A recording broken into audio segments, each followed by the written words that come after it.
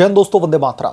लालू प्रसाद यादव के परिवार को आईआरसीटीसी घोटाला और लैंड फॉर जॉब्स जो घोटाला है उसमें बहुत बड़ा झटका लगा है कोर्ट की तरफ से। दरअसल लालू प्रसाद यादव की पत्नी और बिहार की पूर्व मुख्यमंत्री राबड़ी देवी की तरफ से कोर्ट में अपने वकीलों के जरिए चालाकी करने की कोशिश की गई। राबड़ी देवी ने अपना जो कानूनी दांवपेच है वो चलने की कोशिश की, लेकिन कोर्ट की तरफ से बड़ा आदेश जारी करके इस परिवार को बहुत बड़ा झटका दे दिया गया है।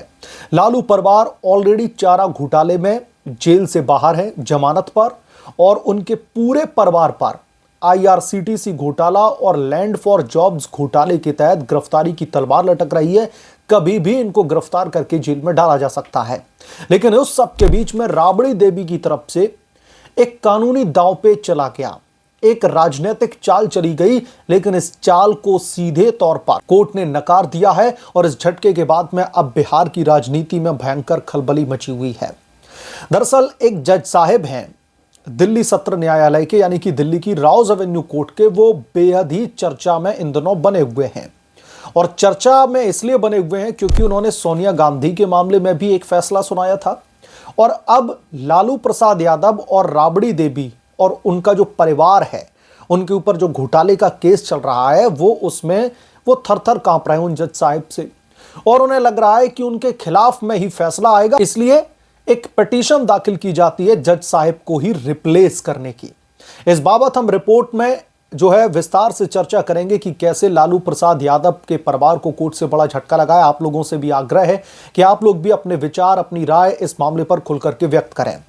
राबड़ी देवी की तरफ से एक याचिका दाखिल की जाती है और याचिका में कहा जाता है कि उनका जो ये मामला है आईआरसीटीसी घोटाला और लैंड फॉर जॉब्स घोटाला, इस मामले की सुनवाई जो विशाल गोगने जज साहब हैं दिल्ली की राउज एवेन्यू कोर्ट के, वो पक्षपात तरीके से इसकी सुनवाई कर रहे हैं। वो निष्पक्ष तरीके से इस बाबत सुनवाई नहीं कर रहे हैं और इन्हें डर है कि कोर्ट का फैसला इनके खिलाफ में ही आएगा। इसीलिए जज साहब से गुहार लगाई गई कि इन जज साहब को बदल दिया जाए, यानी कि जो हमारे घोटाले वाले केस हैं, जो हमने घोटाला कांड किया है, उस घोटाले की सुनवाई किसी और जज के समक्ष करवाई जाए, इन जज साहब से हटा दिया जाए।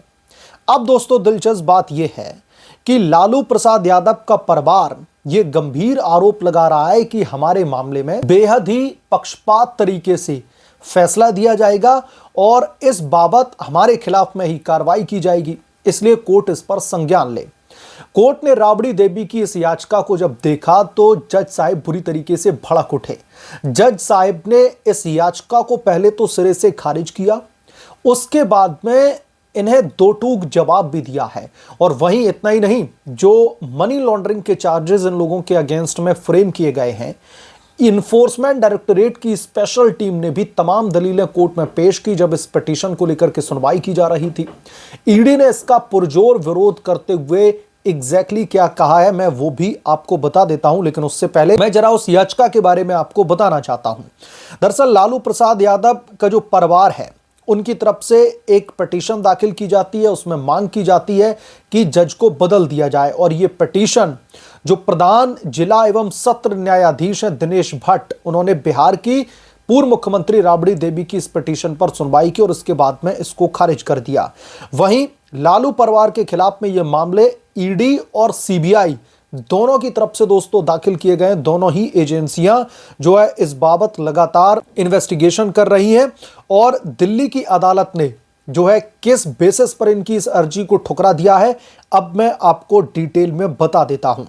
दरअसल इन मामलों में राबड़ी देवी, उनके परिवार के कई लोग जो है ऑलरेडी नामजद हैं उनके, चाहे फिर वो लालू यादव हो, राबड़ी देवी हो, उनके बेटे तेजस्वी यादव हो, उनकी बहन मीसा भारती हो, कई सारे लोगों को इसमें जो है ऑलरेडी नाम इनका डाला गया है और इनके खिलाफ में गिरफ्तारी की तलवार लटक रही है। जांच एजेंसी ने इसका विरोध करते हुए कहा कि ट्रांसफर याचिका दुर्भावनापूर्ण है और अदालत को गुमराह करने का लालू परिवार की तरफ से एक तरीके से प्रयास किया जा रहा है। सीबीआई ने यह भी आरोप लगाया कि राबड़ी देवी ने जानबूझकर जज पर सवाल उठा करके न्यायिक प्रक्रिया में हस्तक्षेप करने की कोशिश की है। इतना ही नहीं, इन्फोर्समेंट डायरेक्टोरेट ने कोर्ट में यह भी कहा कि जब तक लंबी बहस के बाद में आरोप तय नहीं हो गए और मामला सबूतों के चरण में नहीं पहुंच गया, तब तक किसी तरीके के पक्षपात की बात नहीं उठाई गई थी। यानी कि यह मामला एक लंबी सुनवाई के बाद में एक ऐसे मोड़ पर पहुंच चुका है जहां पर अब सबूत भी पेश किए जा चुके हैं, आरोप भी तय किए जा चुके हैं, सब कुछ हो चुका है। तो अब अचानक से इस बाबत इस तरीके का जो है ऑब्जेक्शन उठाना, यह सीधे तौर पर कोर्ट की कार्रवाई में हस्तक्षेप करना है, जो बिल्कुल भी बर्दाश्त नहीं किया जाना चाहिए। इसके साथ साथ जो लालू यादव की तरफ से जो वकील साहब पेश हुए थे, उन्होंने भी दलीलें जो है पेश करी कोर्ट में। उसके बाद में कोर्ट ने किस आधार पर लालू परिवार की इस अर्जी को ठुकरा दिया है, वो भी मैं एग्जैक्टली कोट करके बता देता हूं।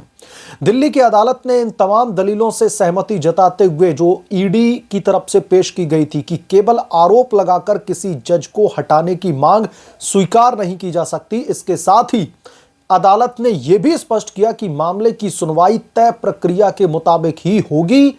यानी कि जो राबड़ी देवी और लालू परिवार जो अचानक से ये तमाम बदलाव की मांग कर रहा है, पक्षपात की बात कर रहा है, ये बिल्कुल भी नहीं बदला जाएगा, तय प्रक्रिया के मुताबिक ही किया जाएगा।